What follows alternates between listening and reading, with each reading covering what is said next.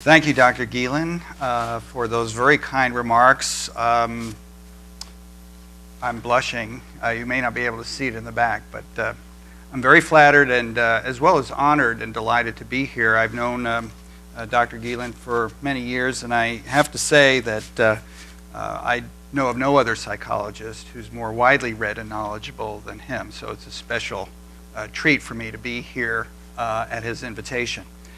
I am going to talk about a topic that's on a lot of people's minds, and I'll try to do justice to it.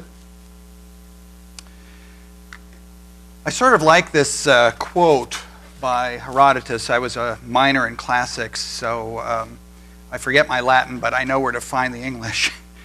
Quotes, "Of all men's miseries, the most bitter is this, to know so much and to have control over nothing." You can see that in terms of the books published with Terrorism, the title, 2001 very obviously stimulated a lot of writing on this particular topic.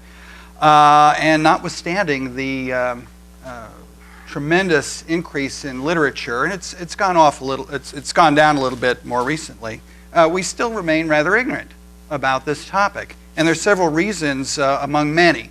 But one of the reasons why we're ignorant about it is that the same recycled data, including data that scholars get from newspapers, constitutes many of the books and articles that we read about. Part of the problem is that we do not have security access to what's called the dark net or the deep net. And there's a ton of information, I can tell you, that is accessible to only a few people who are doing scholarship that's actually being funded by the Department of Homeland Security. This is not the kind of stuff that's going to appear in books. So it's problematic in that sense. Another reason why we know so little is, to some degree, government funding, which is large for this particular topic, dictates the research agenda. And all of those of you in the audience who've apply for grants know that you have to fit your proposal into the broad parameters, or sometimes rather narrow parameters, of what a government-funded research program demands. So many of these studies are event-driven, and they may not necessarily reflect what's actually going on in the minds of terrorists. For example, the emphasis on weapons of mass destruction is really not a major focus of what good research on terrorism is all about, contrary to the fear that we have of this. And then lastly, of course, it goes without saying that to actually do field research is not only costly and labor intensive, but it's very hazardous. And there have been some few brave souls who've actually done this. The question then, of course, is what kind of data are you getting, and are you being used for propagandistic purposes as well? But at least there's an effort there to get some data that may not have been available previously. These and many other reasons create some problems. So what I'm going to do with all of those caveats, I'm going to talk about four things. I'm going to just present a quick overview of some of the data on the incidents and fatalities related to terrorism. I'm going to talk about data on people who've been wounded and economic costs and so forth, just on fatalities. And then I'm going to talk about three topics that I think may be somewhat controversial.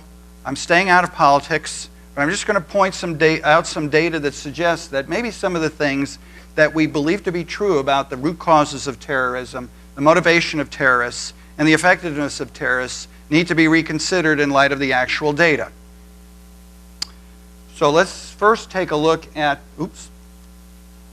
some of the worldwide trends. My apologies for not being able to provide more recent data, but I expect the National Counterterrorism Center to publish an update of their report any time now. And I checked last week and they hadn't quite yet done it. But we do have some information on worldwide trends between 2006 and 2010. And you can see that they're divided by that light yellow line into Iraq only, and then the rest of the world. You can see that obviously within Iraq, as you probably are very well aware, mainly because we don't hear all that much about it, the number of attacks and deaths has declined markedly. But you could see that worldwide, attacks have grown more lethal from 2006 through 2009, and then in 2010 there was a slight decline. So there is sort of a leveling off taking place, and it'll be interesting to see if that trend, that decline, continues in 2011. Let's take a look at fatalities by perpetrator. And you can see the pie chart here. Interestingly, or maybe not that surprisingly, of all of the deaths, 9,092 were at least identified with Islamic extremists. And I should point out that there was a total for 2010 of just over 13,000. So that's a pretty big chunk of the damage done. You can also see, obviously, other forms, other perpetrators who have been very lethal in their activities. One of the things that is interesting about these categories is that we have a fairly large category of unknown. And I'm going to talk a little bit about unknown later. If, for example, we believe that one of the things that terrorists want to accomplish is to communicate their power, and maybe even their exaggerated power through the media, why would we not know the identity of every terrorist attack and who perpetrated them? Why would that information not be available? And it lends some credence to one of the statements that I'm going to make later, which talks about a different motivation that terrorists may have, in which you wouldn't necessarily want to reveal your identity. Fatalities by method.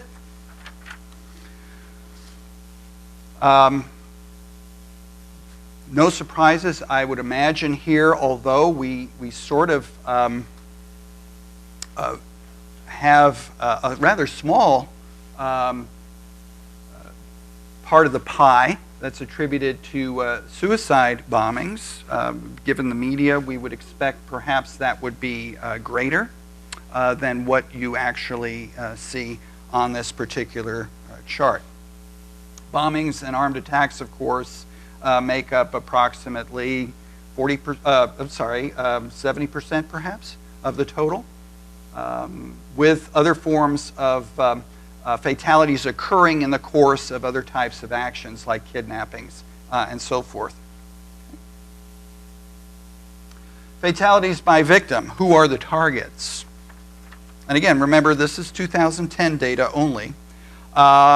And I should point out, these are the 13,186 individuals who perished in terrorist activities.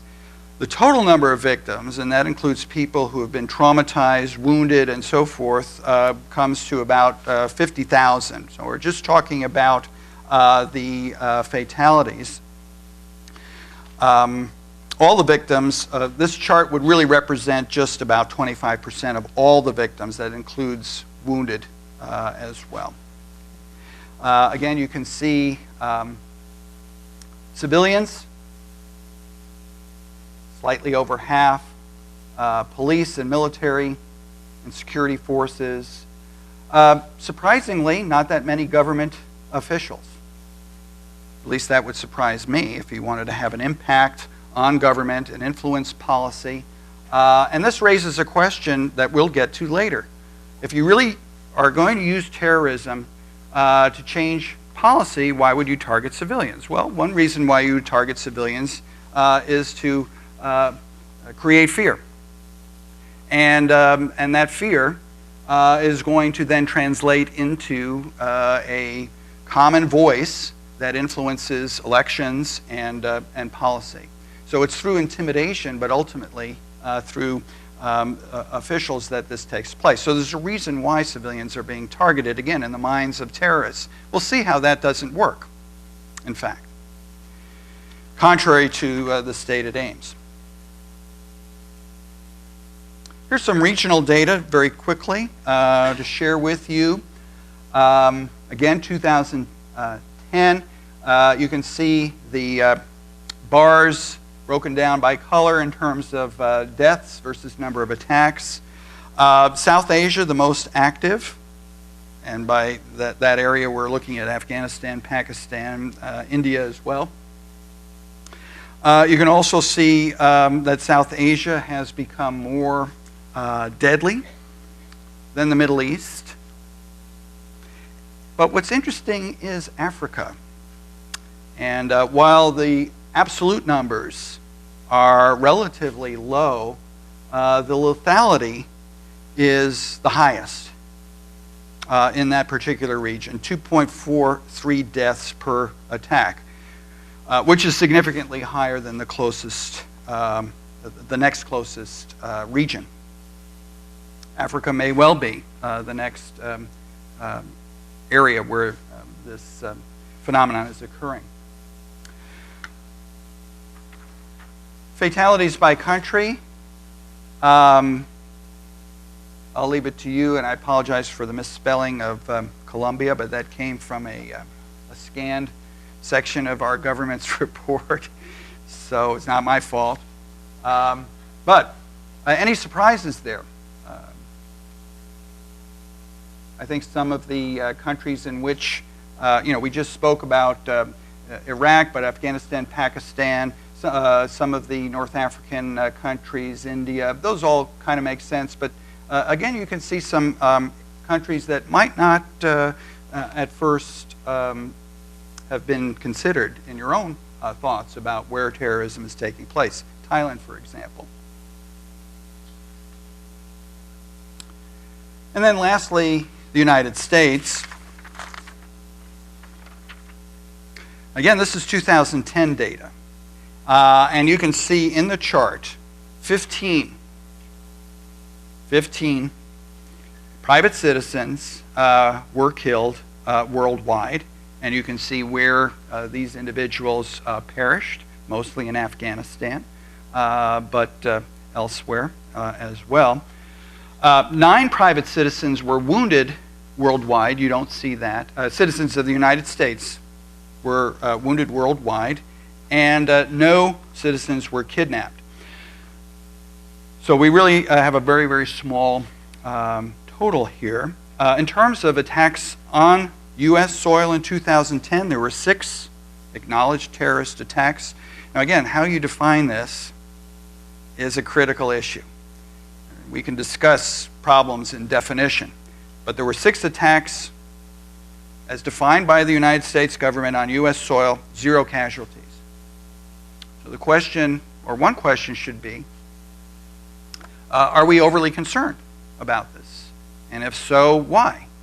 And does this in some way reflect the power of the terrorists to instill fear, concern?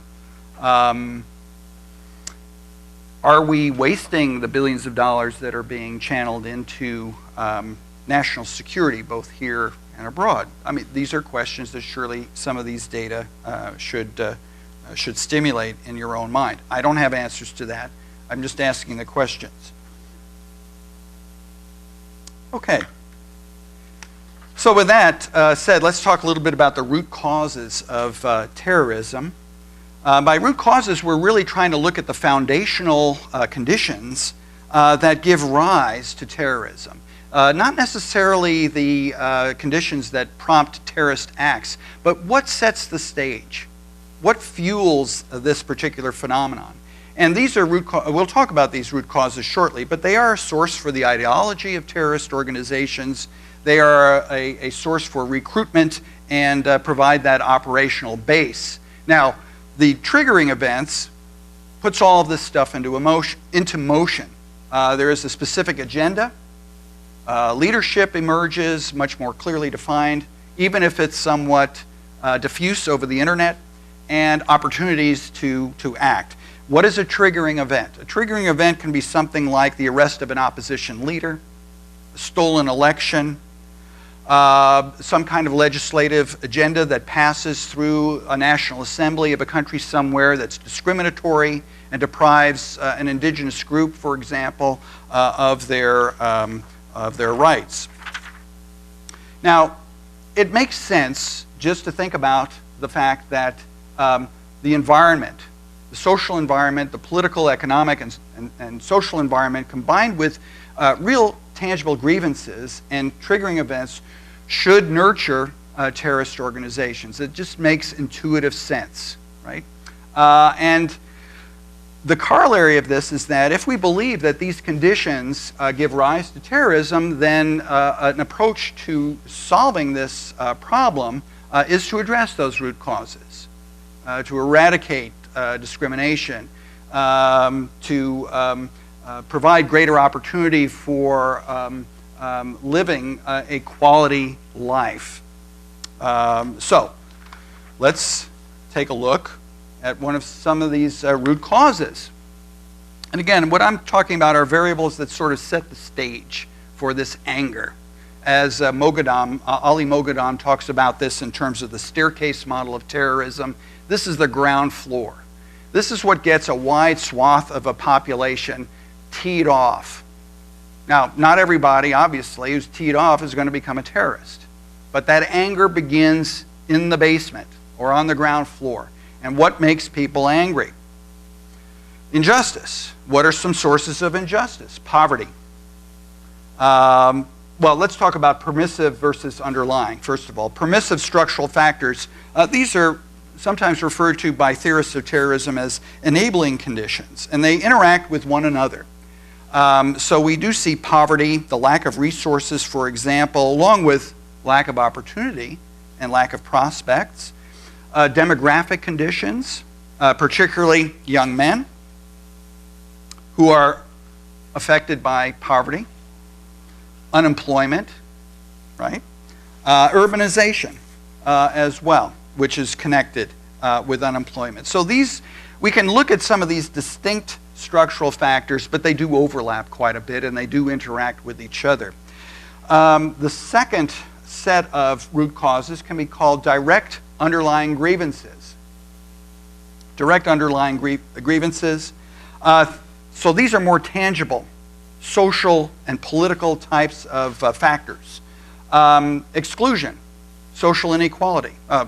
Talk about racial laws, the apartheid legislation and policies. Even in this country, we're talking about the full integration of where's that golf club in Georgia? Right. So there's some issues still even in our own country. We often hear about humiliation. The humiliation of minorities, people who are oppressed, who have been dispossessed of their homelands and so forth. And of course, the classic clash of values, not necessarily religious values, but more broadly a clash, I think, of secularism, commercialism, rationalism, with some of the more traditional cosmological and indigenous types of cultures. And living in a globalized world, this is inevitable. The clash of civilizations may not have got it right. Samuel Huntington may not have got it right, but they're in its precise terms. But living in a globalized world inevitably means clashes. There's no way around that. So here's where we're going to get into some interesting stuff. We don't often question the claims that root causes set the table for subsequent terrorism. What does the data actually tell us? Is there any way that we can actually see for ourselves whether this is indeed the case? Is there evidence to support the idea that these kinds of conditions give rise to terrorism? So the question is, do root causes apply in all cases?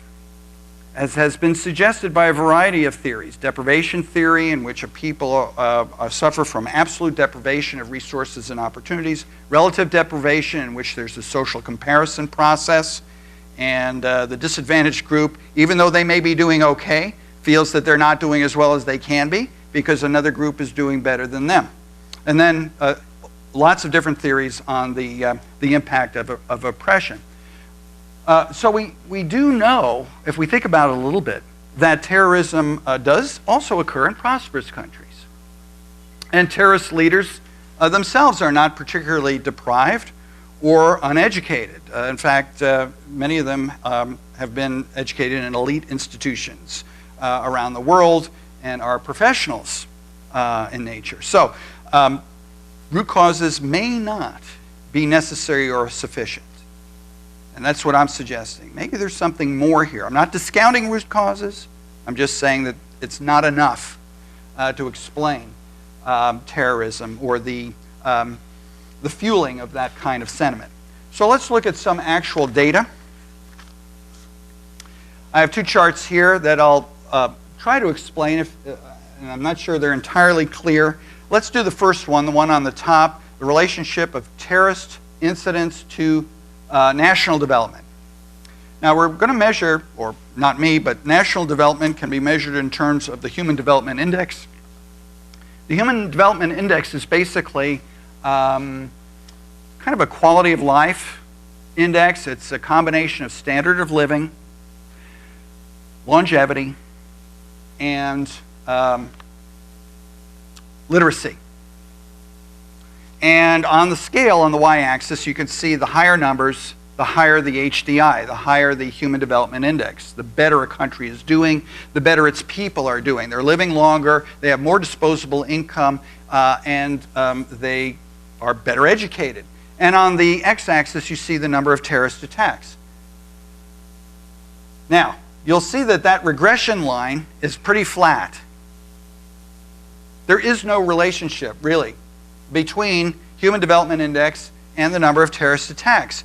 And what you would expect, of course, if we were talking about the root causes, economic inequality and oppression, you would expect a regression line that would be in the upper left and go down towards the lower right, right?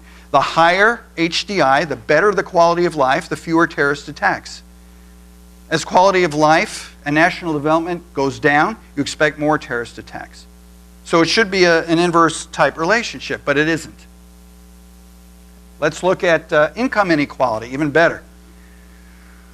This is a hot topic in our own country, right?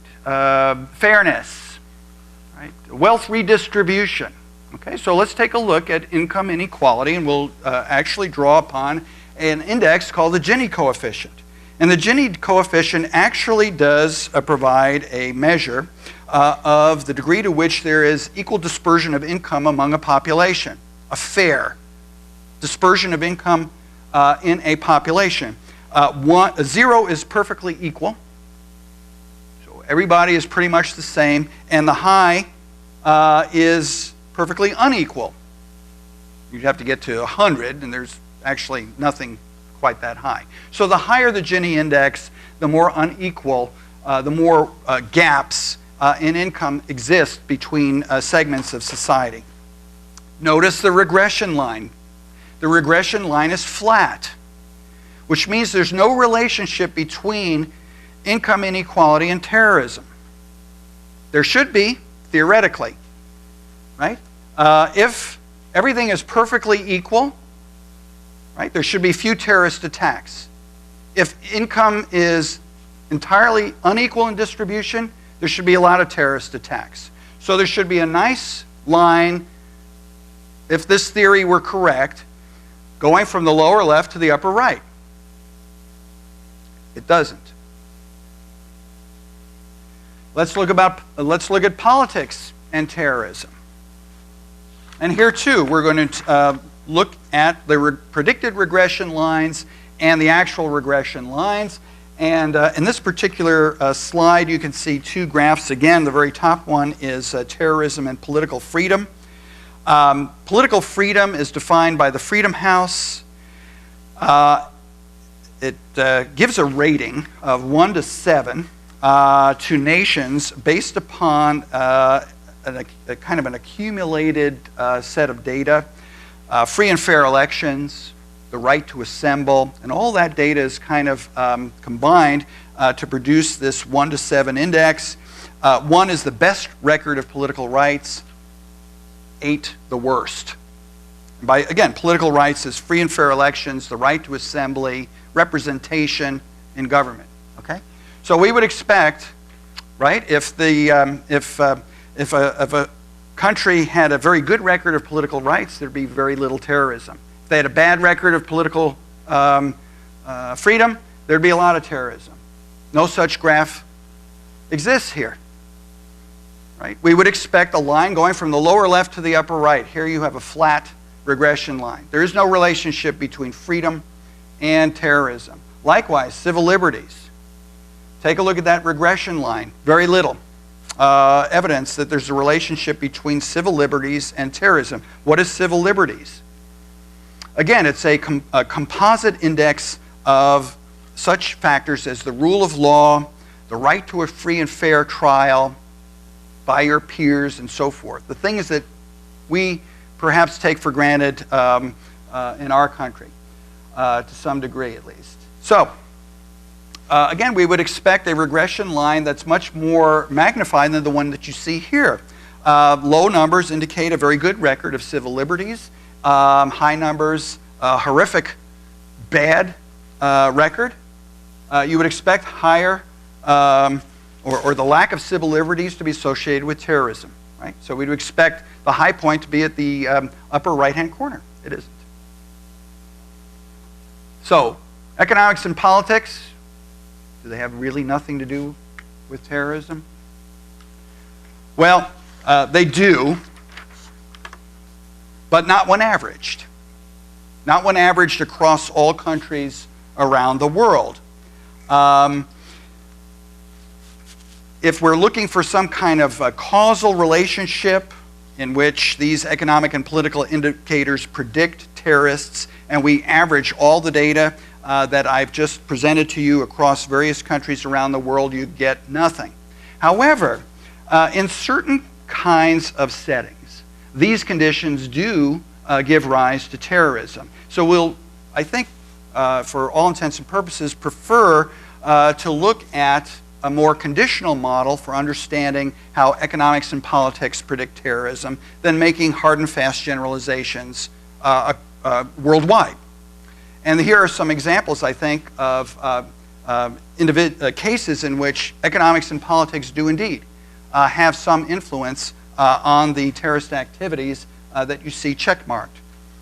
Some of the Latin American Marxist groups, the Sendero Luminoso of Peru, ethno-nationalist groups, in the majority world, like the PKK, the Kurdistan Workers' Party, and some Islamist groups in developing parts of the world.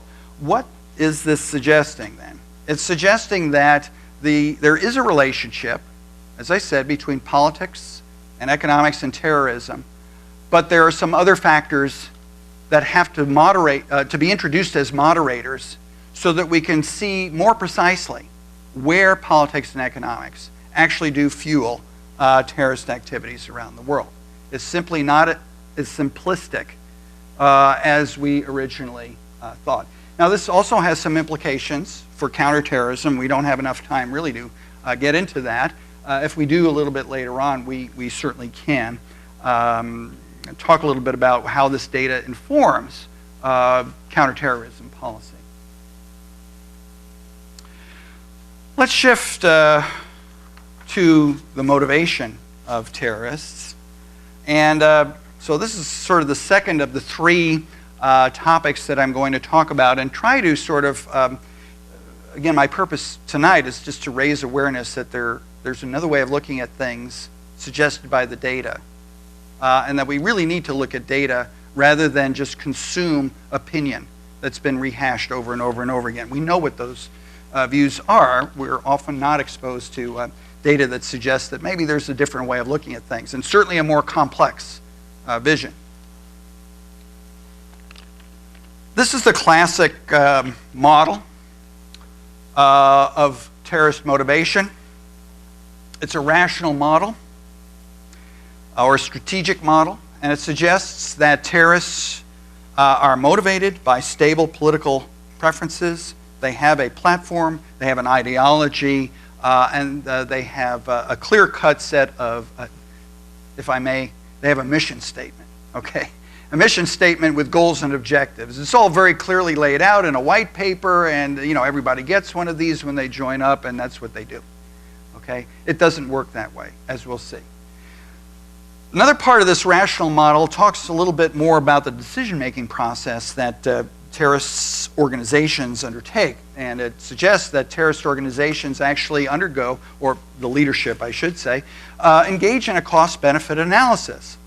Okay, so they're going to pick, right, an option from which they expect the best possible outcome given the circumstances.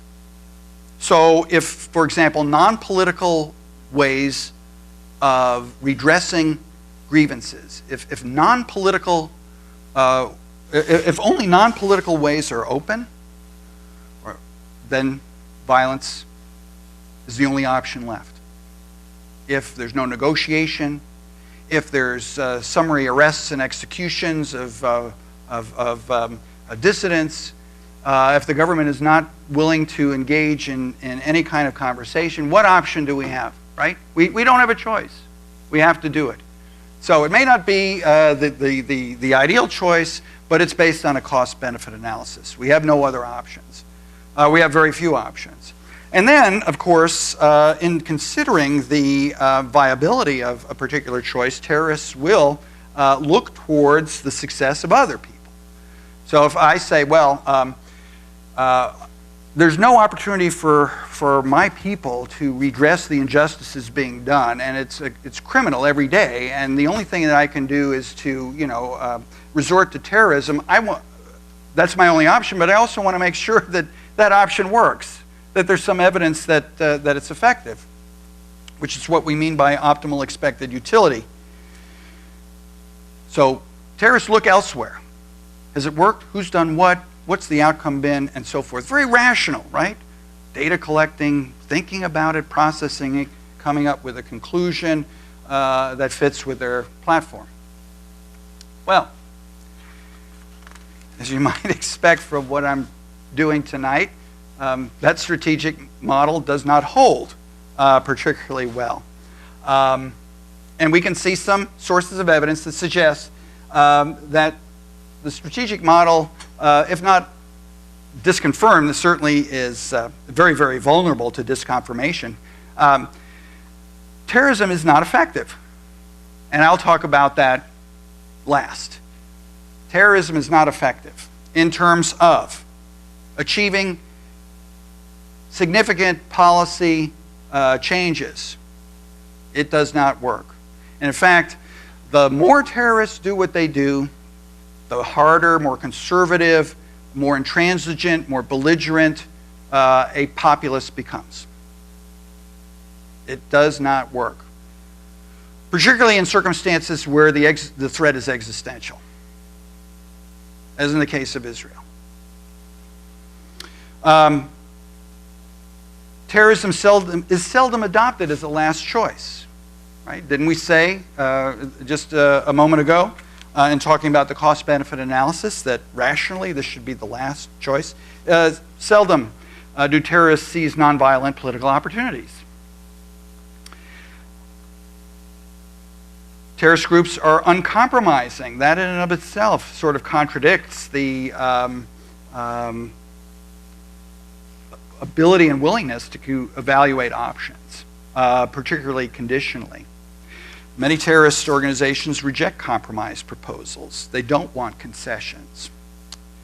Terrorist groups pursue inconsistent, even contradictory goals, which speaks to the first statement that I mentioned before about the mission statement and objectives. And I'll read a quote actually from a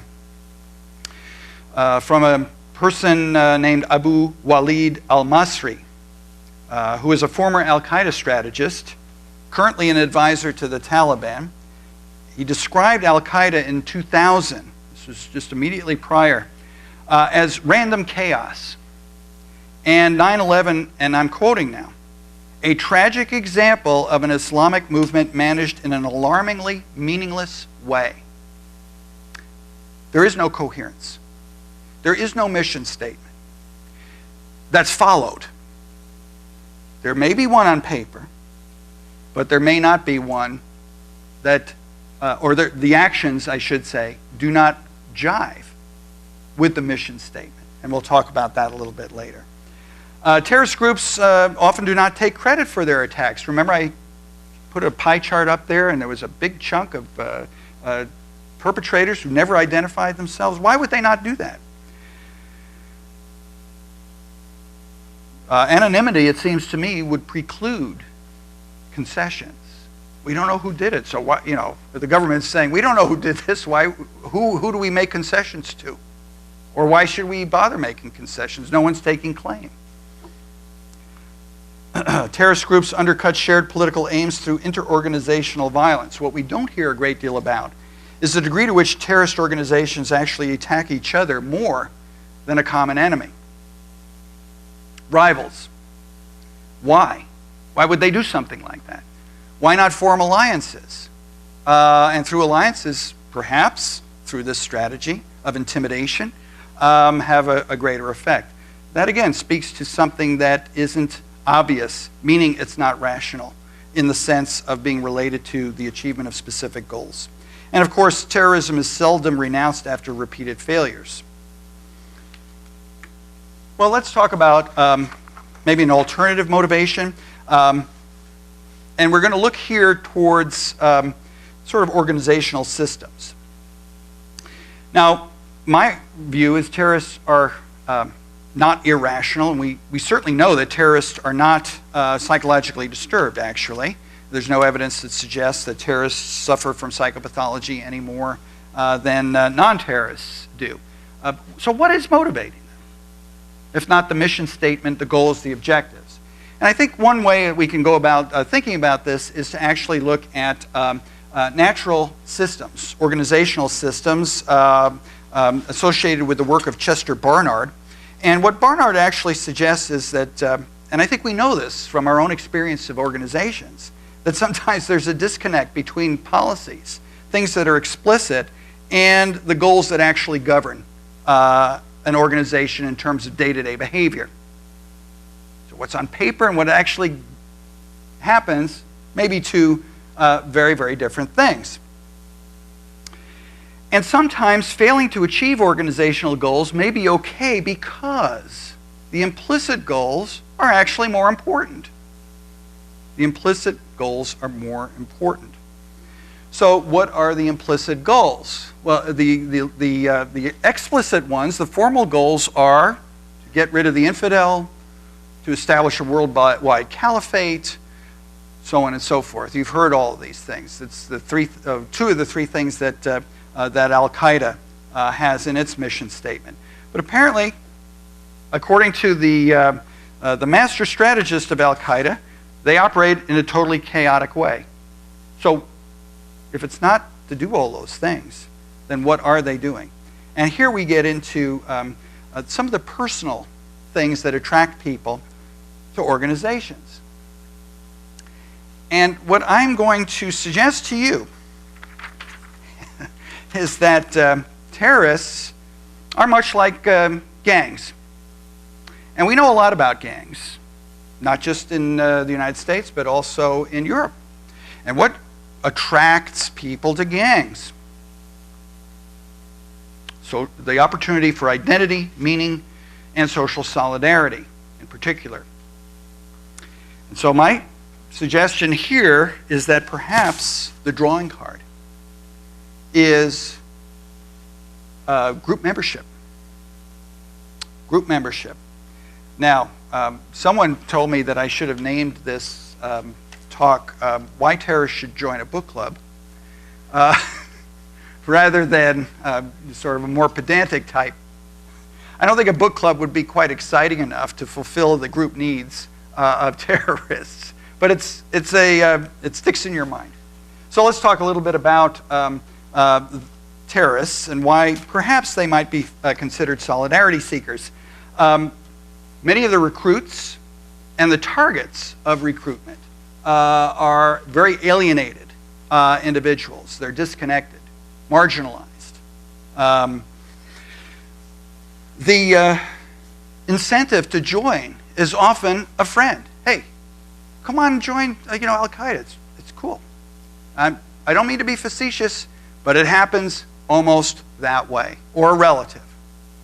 The recruitment is done in that particular fashion. Someone joins, hey, let's get my buddies in there. The ties, obviously, once established, become extremely tight-knit.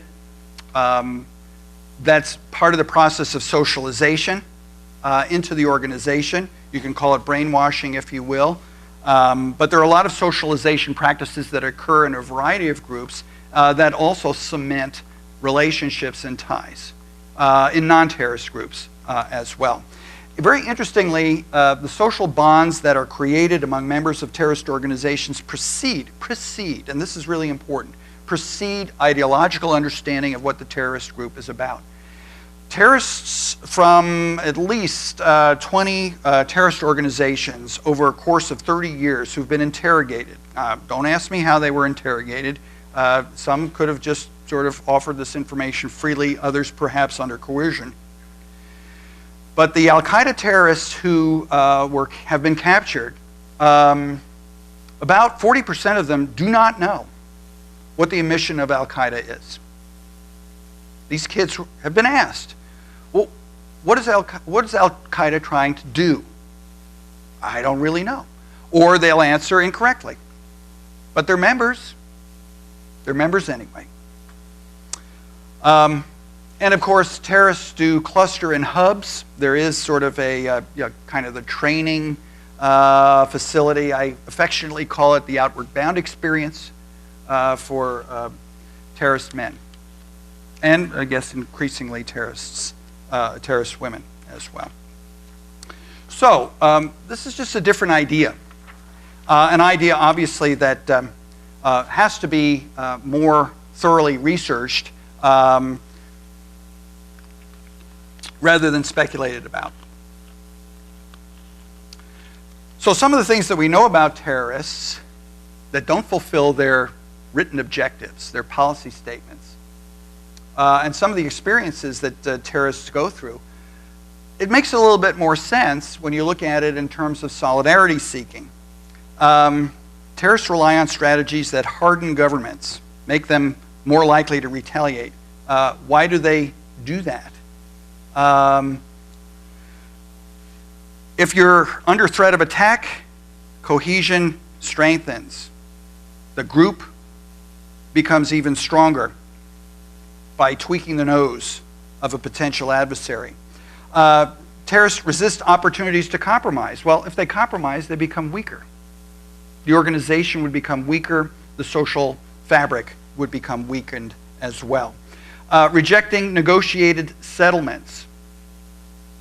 Well, if you agree on settlements, you disband typically, right? I mean, you disarm, you demobilize, you get reintegrated. Group has dissolved. The organization has no purpose anymore in terms of the social element to it. Issuing impossible or ever-changing demands. Again, this is also a way of ensuring survival. Look at the regime in North Korea, for example. They've got this game down beautifully. All right, we'll agree to something, we'll change it later. Keeps things in place. Anonymity. Anonymity can also avert reprisals that potentially threaten an organization. This internecine fighting between terrorist organizations. If I kill off the other group that wants to recruit, do some headhunting, get the people from my organization to join their organization, if I wipe them out, they're going to stay with me, my organization. Okay? And refusing to disband after failure, I think that speaks for itself. So if terrorists are solidarity seekers, if not only, but to some extent, this is a very powerful motivation for terrorists to join an organization. How do we go about developing policy based upon this model, this implicit organizational model? Obviously, we want to undermine networks, right? We want to undermine networks, and that's precisely, in some ways, what's happening in some of the work that's being done following in real time the actual network, internet activities of terrorists as we speak.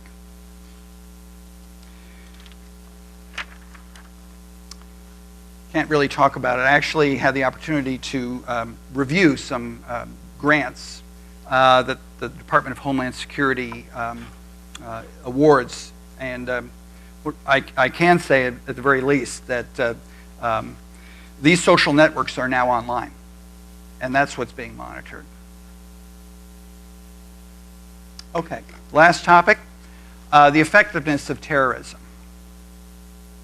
Now, some pretty well-known people, including Alan Dershowitz, who wrote a very, I think, very popular book back in 2002, and Richard Pape, more recently, who is an acknowledged expert on terrorism, have argued that terrorism does succeed in exactly the way that I have described to you, that it produces an incredible amount of fear and intimidation in the general public, which then gets transferred towards leaders elected or appointed to get policies to change.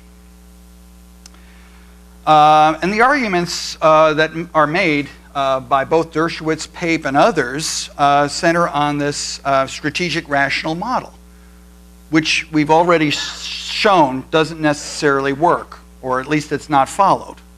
Okay, but the idea here is, if I can intimidate the population of, Western Europe, the Madrid train bombings, okay, in 2004, March 11th, 3 days before the Spanish election, changed the outcome of the election. So maybe there is some rationale behind that. I don't think it's clear that that's the case, but certainly that's the reasoning. And then, of course, terrorists presume that they're effective because, or presume that they have more bargaining power because of the degree to which their actions are inflated by the media. The media has a moral responsibility, I would argue. In Israel, one of the things that's actually done following a terrorist attack, there's sort of a compromise that's been achieved between a free press and the degree to which the media can enhance and glorify and create an image of terrorism as being more powerful than it actually is. And in Israel, you get to tell the story once. You get to tell the story pretty much once. And then we're not going to talk about it anymore because we know what will happen. Okay? We've had people in the heartland of the United States who've suffered from PTSD from watching those Twin Towers go down again and again and again on CNN. Students at Illinois State University, which is in the middle of a farm, a cornfield, are suffering from PTSD. So there is this sense of we are powerful because we're assisted in a way. But I would argue that there's some flawed data. When we talk about effectiveness, how do we operationalize that? Are we talking about policy changes, or are we talking about sort of a maybe a combat victory where government forces are repulsed, or perhaps there's a willingness to sit down and talk? Okay, what do we actually mean by effectiveness?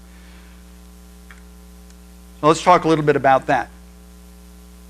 I want to just sort of describe a set of data that was used to draw some empirical conclusions about the effectiveness or lack of terrorism in moving policy to a different position. In this particular data set, there were 42 open-ended policy objectives. So this is the stuff that you can get in print on the internet. You can download it. These are the things that these terrorist organizations say their policy objectives are all about. And there were 28 of these terrorist groups that were designated by the United States, and the 42 open sources reflect the sort of the stated mission of these organizations. Now, bear in mind, this data was collected since the very latest, 2001. So these terrorist groups have been followed for a fair amount of time. So there's no floor effect. There's been ample opportunity to see over the course of 10 or 11 years the degree to which progress has been made towards these goals. The objectives themselves, these again are stated objectives, and they were coded. And you can see that success was total success was an entire policy outcome that went in the desired way, or partial success. Failure was absolutely no change in policies. All successes were attributed to terrorism. So even, for example, if there was a peace process going on at the time and a policy concession took place, and in between there were some terrorist attacks, the success was attributed to the terrorists, not to the peace process. So it was a very generous formula that was actually used by these researchers. And what they ultimately found was that only 7% of terrorist organizations that were looked at, the 28, only 7% were able to accomplish all or part of their policy objectives. Now, you might find it interesting to know that economic sanctions, which we sometimes poo-poo, they don't work. They actually work about 34% of the time in terms of exacting some kind of policy concession. So the fact of the matter is that economic sanctions are 5 times more effective at getting a policy to change partially than terrorists' activities are. There have been some re-examination of these data, and actually the 7% figure has gone down to about 4 or 5. Well, let's see what actually happens.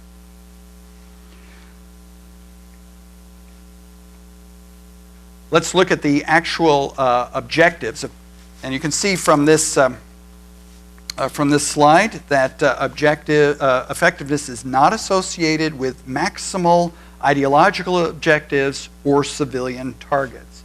Now, if you look at the very first graphic, you'll see that maybe just under half of the terrorist attacks that had limited objectives, right? We want to win back some territory that was taken by a conquering nation and so forth. That tended to have some impact on negotiated settlements that returned at least some of that occupied land to the terrorist group. Maximalist objectives. Maximalist objectives are objectives that, again, you can read about in these mission statements, and they talk about the destruction of a people, the destruction of their society and their lifestyle. This is what we want to do. This is the mission of our organization. You can see 22 out of 22 cases of terrorist activity in which there was an associated maximalist policy doesn't work. Why? Countries are willing to give up a little bit of land for peace. They're not willing to give up a damn thing if someone else is saying, I'm going to destroy you. I'm going to destroy you, and I'm going to destroy your so-called civilization. They're going to lock in, and they're going to fight, and they're not going to give an inch because it's existential. It's much more of a serious issue, if I can put it that way. Let's take a look at the bottom. Figure 2, the nature, or the target, I should say, of the terrorist attack. In this, you can see that the targeting of civilian groups, as opposed to the typical targets of guerrillas, military outposts, government officials, if you attack civilians, no success, no concessions. If you attack leaders, soldiers and so forth, limited amount. Okay? So it's, what is the agenda? Is the agenda limited territorial types of claims, or is it maximalist, ideological, and who's being targeted? These are the two variables that really are important. And let me sort of explain this a little bit further in terms of why maximalist objectives are problematic. And I'm really going to focus in on the middle section because I've sort of talked already about some of the points that you see at the top half of the slide. We want to talk a little bit, just briefly, about a perspective called correspondent inference theory. And basically, what correspondent inference theory suggests is that we infer the motives of someone else from the effect of their behavior. Now, what does that all mean? We infer the true motive of a group from the effect of their actions. What that means is that a terrorist organization can say, we just want our land back. We want to liberate our people. We want a free and independent homeland. That's what they say. What their actions are telling you is that something very, very different. Blowing up buses full of women and children. Bringing down the Twin Towers. The actions suggest something different than what the policy statements that appear in words suggest. And people pay attention to the actions and the effect of those actions. So even when policy statements, even when terrorist organizations are telling you through their spokespeople, through their press releases, we just want peace, but they're bringing down the Twin Towers and killing 3,000 people, your conclusions, something doesn't fit. Something does not fit here. If you wanted peace, why are you killing so many innocents? So the inference is that there really is a maximal objective after all. It's not a limited territorial one, it's a maximalist one, and in addition, it's targeting civilians. Countries will resist conceding to maximalist groups, particularly ones who target civilians. Maximalist groups, as you can see from the previous slides that I presented, fail to win any concessions whatsoever. So continuing to do this is not going to be very effective in terms of the rational goals that are presented. Now, one of the things I should point out in terms of counterterrorism, terrorists sort of use correspondent inference theory too. And if we say that we just want terrorists to stop doing what they're doing, but send in drones that kill lots of innocent people by accident, I'm assuming, what are terrorists going to think? Well, the United States really doesn't, or NATO, or the Allied forces, they don't really want to just stop terrorism. They want to conduct a war on Islam because they're killing innocents. Right? So the attribution, the inference about the motivation of the United States in its own counterterrorism policy is based not so much on what the United States has to say, but it's judged on the basis of the consequences of the United States' actions around the world. So you can escalate, and terrorist organizations will buckle down too, and they'll get nastier too. So we have to be very concerned about that.